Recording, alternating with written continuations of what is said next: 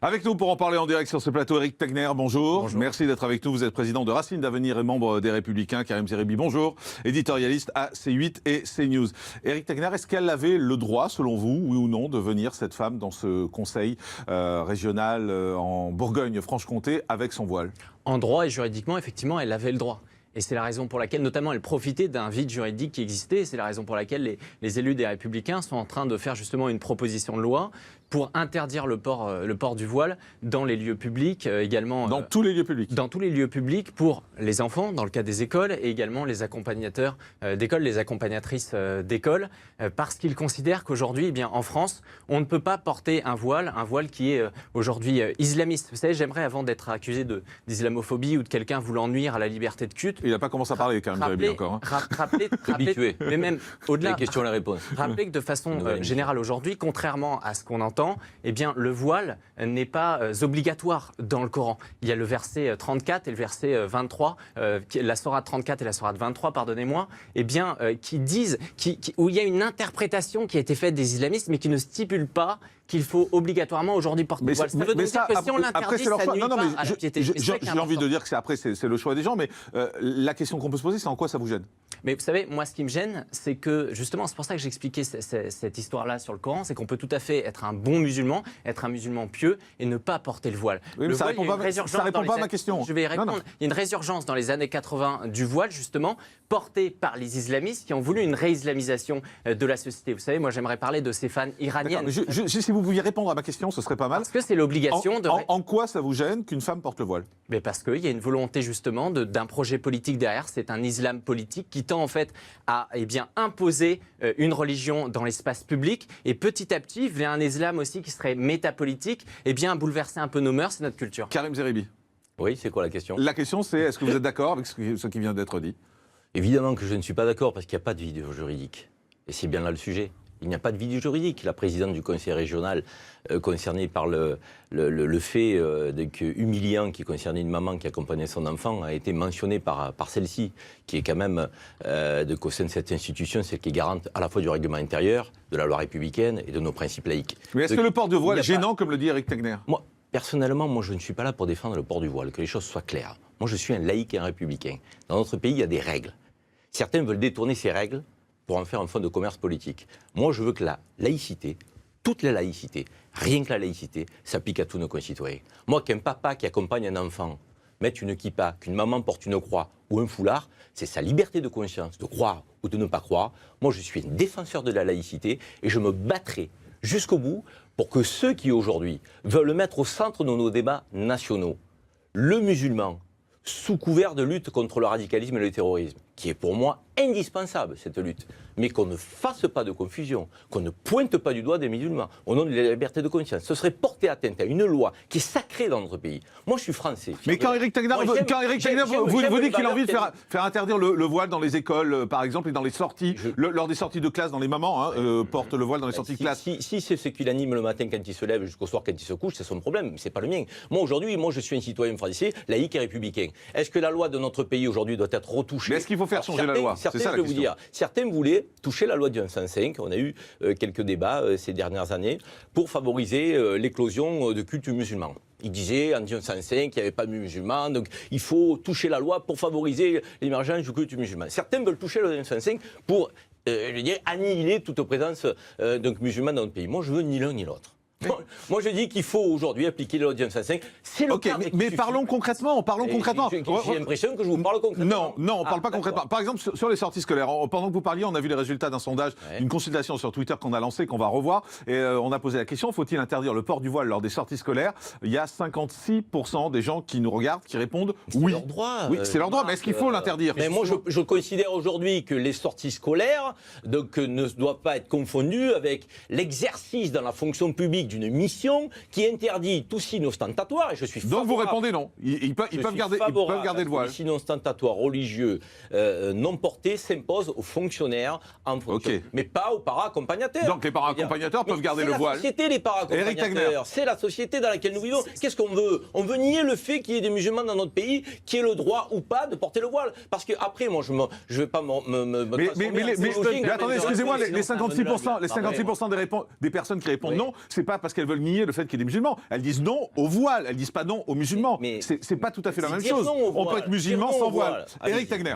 Ce qui est intéressant dans ce débat, justement, c'est que vous noterez, je n'ai pas parlé de laïcité depuis le début. Pourquoi ? Parce que, justement, les islamistes aujourd'hui essayent de profiter de notre cadre juridique actuel, du fait qu'en 1905, la question de l'islam politique n'avait pas lieu, donc on ne l'avait pas assez bien traité. Vous pensez que les islamistes sont laïcs ? Ils profitent d'un système libéral actuel où chacun va dire, tout le monde a sa liberté de choix, etc. C'est pas un système C'est ce qui a libéral, la permis laïcité, notamment monsieur, à c'est la Decathlon, liberté de au nom de la conscience. liberté, Vous vous rendez compte ce que vous êtes en train de nous marché, dire etc., et de la liberté Attendez, d'entreprise, monsieur, vous voulez à rentrer dans les têtes de Decathlon chacun de vendre du Dicter djihad. les codes Attendez, Aujourd'hui, écoutez-vous, ce que essayez de vous écouter tous les deux. Pardonnez-moi, j'essaye d'avoir un débat justement posé. Je pense Bah oui. qu'aujourd'hui, Moi le aussi. problème sur l'islam, c'est que justement, on est tout de suite caricaturé, comme vous essayez de le faire, en faisant croire qu'on ne voudrait plus aujourd'hui que les musulmans, justement, pratiquent leur culte. C'est la raison pour laquelle, au début de ce débat, j'ai tenu à noter le fait qu'on pouvait tout à fait être un bon musulman en France et ne pas porter le voile. Donc ma question n'est pas de leur interdire qu'ils pratiquent leur culte comme ils l'entendent. En revanche, ce qu'il y a aujourd'hui, c'est la raison pour laquelle, d'ailleurs, je n'ai pas non plus parlé de terrorisme. Je pense qu'on est omnibulé aujourd'hui par le terrorisme et par le djihad,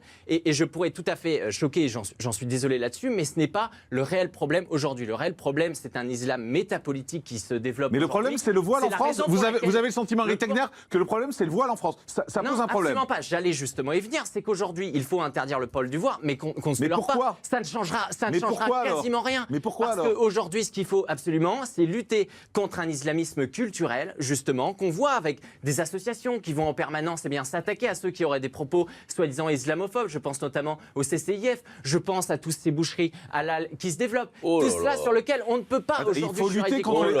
C'est la raison pour laquelle ce débat est aussi essentiel. Éric Tegner, juste un instant, parce que vous avez dit un truc là. Il faut lutter contre les boucheries halal qui se développent. Justement, ce que j'ai parlé aujourd'hui, c'est que j'ai dit qu'il y avait des lois, et dans le cadre juridique actuel... Si vous pouviez répondre à mes questions, Éric, ce serait pas mal. Est-ce qu'il faut lutter contre les boucheries halal qui se développent? C'est ce que vous avez dit. Il fallait faire des lois pour les interdire. Mais est-ce qu'il faut lutter contre ça? En droit, on ne peut pas les interdire. En revanche, ça me dérange aujourd'hui, effectivement, de voir qu'il y a une islamisation. Et c'est là où le vrai débat, et j'aimerais qu'on aille là-dessus plus que sur le port de voile. Le vrai débat, c'est est-ce qu'on est en voie... À part c'est moi qui dis de quoi on parle et c'est pas vous. Et est-ce qu'on le souhaite? Jusqu'à Karim Zeribi. Vous voyez bien quand même ce qu'on est en train. Juste sur les boucheries halal, vous pouvez dire un mot parce que ça m'interpelle. Il n'y a pas parlé que des boucheries halal. Il est en train d'ouvrir une boîte de Pandore. Et tout ce qui concerne de près ou de loin, donc la volonté d'un musulman de pratiquer sa liberté de conscience comme il l'entend, est remis en cause. On est parti sur le voile. Ils viennent de nous dire il y a un instant, mais c'est pas vraiment le voile. Donc c'est les boucheries halal. Demain, ils vont nous dire c'est pas les boucheries halal, c'est le fait que vous alliez à la mosquée le vendredi. Mais c'est pas le fait d'aller à la mosquée le vendredi. Dans la caricature. Mais franchement, moi je veux vous dire. On laisse répondre. Si je peux m'exprimer, monsieur, je sais que mes arguments vous dérangent. Donc moi je vous mets ça sur le terrain de la laïcité. Pourquoi? Moi je suis un patriote. Moi j'aime mon pays. Mon pays il a des valeurs et des principes. Vous voulez les remettre en cause, vous voulez les découdre, vous voulez les mettre à mal. C'est votre sujet, c'est votre combat politique. Ça n'est pas le mien, bien au contraire. Moi je les défends, nos principes républicains et laïques, parce que j'y tiens. Ils sont anciens, ils sont toujours valables aujourd'hui. La République et la laïcité, c'est une idée qui est toujours moderne, selon moi, qui répond toujours aux enjeux du l'islamisme politique, ça fait partie de l'histoire de France. Pourquoi vous parlez d'islamisme politique? Je vous parle de laïcité. Mais c'est ce qui se passe, je suis désolé, cette dame qui portait un voile noir, c'est le même voile qu'on voit aujourd'hui imposé par Daesh aux femmes. C'est exactement la même chose qui se passe. Je suis désolé, en Iran, il y a des femmes, Parlez pas en même temps, ça sert à rien.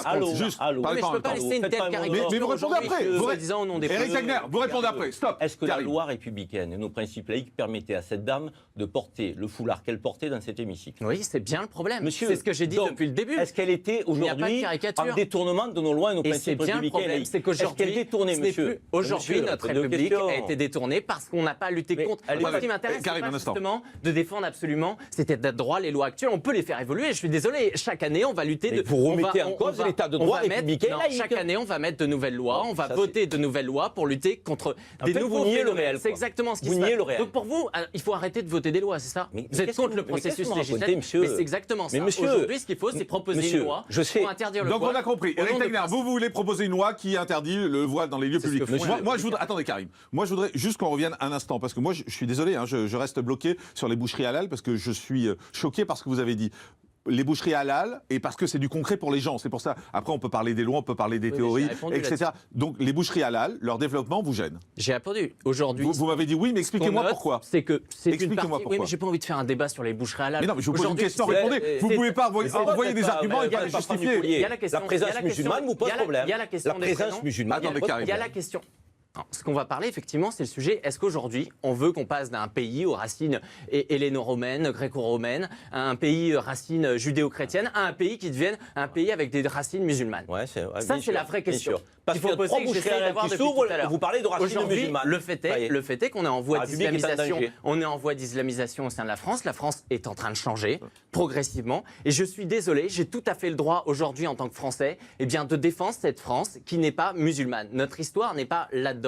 En revanche, ce n'est pas pour... Vous savez qu'il y a beaucoup de musulmans qui sont français. Hein. Oui, mais non, mais vous dites en tant que Français, je défends cette France qui n'est pas musulmane. Il y a beaucoup de Français qui sont musulmans. Il y a des musulmans qui disent la même chose qu'on dit. Ils disent il y a des musulmans aujourd'hui. Il y a des musulmans qui sont choqués par les boucheries halal. Non, il y a des musulmans qui nous trouvent absolument naïfs et qui nous trouvent absolument naïfs sur l'islam politique. Je suis désolé, il y a un sondage qui est sorti la semaine dernière d'IFOP qui montre qu'il y a 30% des musulmans en France qui souhaitent que la charia soit au-dessus des lois de la République. Donc c'est quand même assez parlant.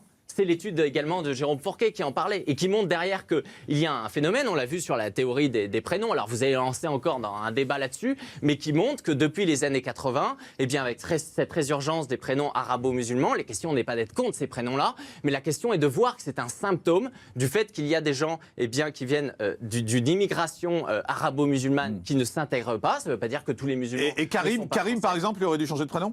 Non, mais ce que je dis, j'en avais parlé sur votre plateau la semaine dernière. Il vous l'avait en face de lui. Il aurait dû changer de prénom, Karim ? Je dis que c'est un... Il aurait dû s'appeler Christophe ? On parle de masse ici aujourd'hui. Vous savez ce qui fait que les Français, ils sont exaspérés par le port du voile. C'est pas parce qu'il y a juste aujourd'hui, il y aurait 200 000 musulmans et quelques centaines de femmes qui porteraient le voile. Ce qui pose problème sur cette question-là, c'est simplement parce que c'est la face émergée d'une islamisation de la société. Ok, Karim vous répond. Karim Zeribi. Écoutez, c'est une pitrerie, quoi, ce discours. Franchement, c'est pas sérieux, quoi. Je vais dire il nous propose une autre France, quoi, qui n'a rien à voir avec celle des Lumières que nous avons fondées, que nous avons créées, de la liberté de conscience, de croire, de ne pas croire, de cet espace de vivre ensemble, de ces valeurs républicaines qui sont universelles, qui permettent à chacun de pouvoir s'y retrouver, quelle que soit son histoire, son origine, sa confession. C'est ça la force et la puissance de la République et de la laïcité. Aujourd'hui, ils veulent mettre à mal ça pour nous proposer une France étriquée, repliée sur elle-même, qui aurait peur, qui serait anxiogène, qui ferait effectivement de l'islam tous les jours un sujet de société.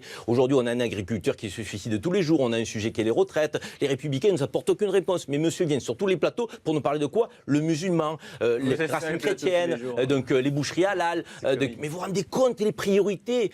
Ce grand parti qui était un parti républicain de droite, qui a eu des belles figures dans notre pays, aujourd'hui, la manière étriquée dont il conçoit le débat national, mais c'est piètre, c'est la Convention des droites, en fait. Il est un des organisateurs avec Zemmour et Marion Maréchal Le Pen. Ils s'en cachent pas. Ils sont là, c'est pas les Républicains, ça. Je veux dire, donc c'est une France qui est encore une fois repliée sur elle-même, qui n'est pas confiante de ses valeurs, de ses principes, et qui a peur de l'avenir, et qui fait de ces 7 millions de musulmans dans notre pays une menace, alors qu'ils sont français à part entière et non entièrement à part, que pour l'immense majorité ils aiment la République, pour que l'immense majorité, comme tous les Français de notre pays, subissent le radicalisme, l'islamisme et le terrorisme, qu'il faut combattre avec une grande fermeté, parce que la République, c'est pas un régime de faiblesse, mais de là à combattre avec une grande fermeté l'islamisme et le radicalisme, et confondre effectivement la réalité de ces musulmans qui sont français, républicains, laïcs, qui aiment notre pays, et avec lesquels il faut construire, comme avec les juifs, comme avec les protestants, les catholiques, les non-croyants. C'est ça la force de la France, c'est ça la grandeur de notre pays. Ils veulent remettre en cause ça. Moi, je me battrai pour que nos principes, encore une fois, républicains, qu'une femme porte le voile, franchement, je veux dire, c'est pas ça qui va m'enthousiasmer. Bien évidemment, si j'étais une femme musulmane, je ne porterais pas le voile. Mais est-ce que pour autant je dois être dans sa conscience? Est-ce que je dois guider sa tenue vestimentaire? Est-ce que je dois dire à la sœur catholique qui a décidé de rentrer au couvent, vous êtes en train de faire votre... Mais est-ce que la femme qui porte le voile, est-ce que c'est son choix? Mais à chaque fois. Le problème, c'est quand ce n'est pas son choix, quand on lui impose. Jean-Marc, nous ne sommes pas en Iran. Quand une femme porte le voile et qu'elle ne le décide pas, et qui lui est imposé. Évidemment que la République doit être là pour la soutenir et la défendre. Mais quand une femme en fait, en toute liberté, son choix de conscience, vous voulez lui enlever? Décider comment elle doit s'habiller? Mais on est où? Mais de quelle République parle-t-on? C'est une République de la camisole. C'est une République qui à un moment donné est à géométrie variable. Encore une fois, vous avez des juifs orthodoxes dans notre pays. Il y a des femmes qui portent le voile, vous avez des catholiques qui décident d'aller au couvent, faire vœu de chasteté, elles s'enferment, elles ne comptent pas la société. Et alors, qu'est-ce qu'on dit? On les pointe du doigt. Moi, je suis respectueux quand c'est l'individu qui choisit au nom de sa conscience. Et je me battrai si on impose quoi que ce soit à quiconque. Mais encore une fois, de grâce, pas de laïcité à géométrie variable. Éric Tegner vous répond. Notre pays est à la croisée des chemins. L'heure est grave. Soit on fragmente la société avec de la défiance, soit on la ressoude, on la rassemble autour de valeurs universelles. Moi, j'ai fait le choix second. Monsieur a fait le choix premier. C'est son fonds de commerce. Il n'existe que par ça. Il est invité aujourd'hui, non pas pour nous parler d'économie, d'avenir de l'Europe, pour nous parler des musulmans, de l'islam. Je l'ai invité pour ça, c'est pas son choix. Je l'ai invité pour ça. C'est le vide sidéral sur le plan politique. Éric Tegner. C'est bon, vous avez fini? C'est mon choix, monsieur. Parce que vous savez, depuis 3 minutes, vous êtes là à parler de grands principes républicains. On ne sait pas réellement ce que c'est. Ça vous dérange? Vous êtes en train de m'expliquer. Vous êtes en train de m'expliquer aujourd'hui, nous expliquer. Attends, on laisse parler, vous allez se parler. Que ça serait nous qui aurions mis en avant ce débat sur l'islam. Mais j'aimerais vous rappeler. C'est vrai que c'est pas vous. J'aimerais vous rappeler quand même. C'est pas Julien Audoux qui a créé le clash au Conseil. J'aimerais vous rappeler qu'il y a eu un attentat une dizaine de jours. Oui, qui ont touché qui? Vous savez, si les Français. Des musulmans ne sont pas touchés par les attentats? Si les Français aujourd'hui. Non, monsieur, est-ce que des musulmans sont touchés par les attentats comme les autres? Mais oui, il y a des musulmans qui sont touchés par les attentats. Vous ne devez pas faire la part des choses. La question, justement, c'est. On le laisse répondre. Oui, mais c'est terminé. Allez-y. Non, mais il y a un moment donné, vous passez votre temps à dire qu'on fait notre chose sur les plateaux télé. Vous êtes un professionnel de la télévision. Éric Tegner, allez-y. Avec votre discours qui n'évolue absolument jamais. Allez-y, Éric. Aujourd'hui, le fait c'est que les Français sont intéressés par cette question de l'islam et par la question du port du voile, comme je le disais tout à l'heure, parce qu'elle est la face émergée d'une islamisation. Pouvoir d'achat, première préoccupation. On le laisse répondre. Karim, on laisse répondre. En ce moment, notamment, c'est parce qu'il y a eu un attentat il y a une dizaine de jours. Donc je suis désolé, il y a un problème aujourd'hui avec l'islam. Et si justement, aujourd'hui, il y a un problème avec l'islam, c'est parce qu'il y a des musulmans modérés, comme vous avez l'air, comme certains musulmans le sont aujourd'hui. Il y en a 2 tiers qui sont des musulmans modérés. Donc je le conçois tout à fait. C'est parce que justement, beaucoup refusent aujourd'hui de lutter contre l'islam politique, de lutter contre l'islamisme. Lorsqu'un musulman modéré, aujourd'hui, accepte qu'une femme vienne faire de la provocation dans un conseil régional, dans un lieu public, contrairement à ce que vous dites, je ne lui impose pas que dans sa maison chez lui, eh bien, elle ne met pas son voile. Attendez, on le laisse finir sa phrase. Laissons finir sa phrase. Son voile chez elle, elle peut le faire. Mais dans un lieu de la République, dans un lieu public, elle ne doit pas le faire. Elle ne doit pas, mais elle peut, elle a le droit et la loi l'autorise à le faire. Justement, donc voilà. Et vous voulez changer la loi, on a bien compris. Un dernier mot, Karim, et on arrête. Monsieur est en train de parler d'une maman qui accompagne son enfant, qui est fondue avec tous les autres parents. Il indique que cette maman faisait de la provocation, alors qu'elle n'était pas en défaut de respect de la loi et de nos principes républicains laïcs. Et monsieur a décidé, parce qu'il l'a décidé, les islamistes profitent de la loi, dévoyer... Attendez, on termine. Monsieur, parce que monsieur veut dévoyer nos principes républicains et laïques pour les mettre à sa sauce. En fait, il fait du révisionnisme. En quoi le voile noir fait partie des principes de la République? En quoi je suis en train de vous dire. Un dernier mot, il nous reste 1 minute. Je suis en train de vous dire que nos lois et nos principes, vous savez ce que c'est? Ça vous dépasse et ça me dépasse, les lois et les principes républicains. Mais si, monsieur, que cela ne vous plaise, vous devez les appliquer, je dois les appliquer. C'est comme ça qu'on vit ensemble quand on est républicain, citoyen de notre pays, que l'on aime ou pas. Moi, j'aime mon pays. Oui, je respecte les lois de la République de la laïcité. Donc, je vous dis, cette dame les a respectées. Elle était comme les autres parents, elle accompagnait son enfant. Vous êtes en train de dire qu'elle faisait de la provocation. Mais monsieur, vous avez décidé qu'elle faisait de la provocation. Vous êtes dans un fantasme. Mais c'est vous qui êtes dans le fantasme. Vous n'avez pas conscience que son voile, c'est le même qui est porté aujourd'hui par les femmes de Daesh. Vous n'avez pas conscience justement qu'il y a une femme, j'ai noté son nom justement avant de venir, qui s'appelle Nasrin Sotoudeh. Cette femme, en mars 2019, elle a été condamnée à 38 ans de prison en Iran, à 149 coups de fouet, parce qu'elle a décidé d'enlever. Juste Éric Tegner, juste un dernier mot.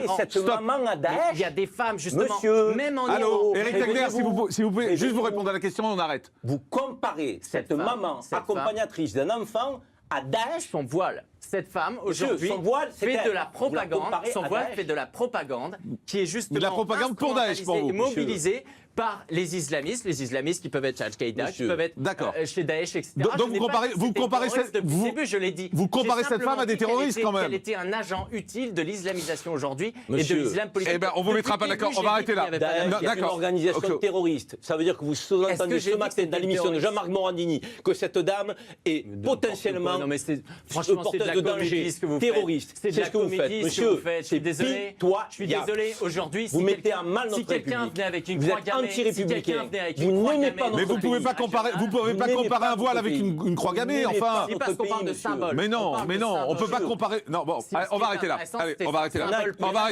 Karim, stop. Au nom de vos idées. En Allemagne, en Nouvelle-Zélande, la théorie du grand remplacement que vous portez, que vous défendez comme vous l'avez fait ce matin, il y en a qui tuent au nom de ces idées, monsieur. Il y en a qui tuent au nom de ces idées. Dans le même sens de ce que vous dites. Donc vous m'assimilez, en fait. Vous m'assimilez tout à fait avec le terrorisme de Christchurch. Ok, stop. On arrête là. C'est un danger pour la République.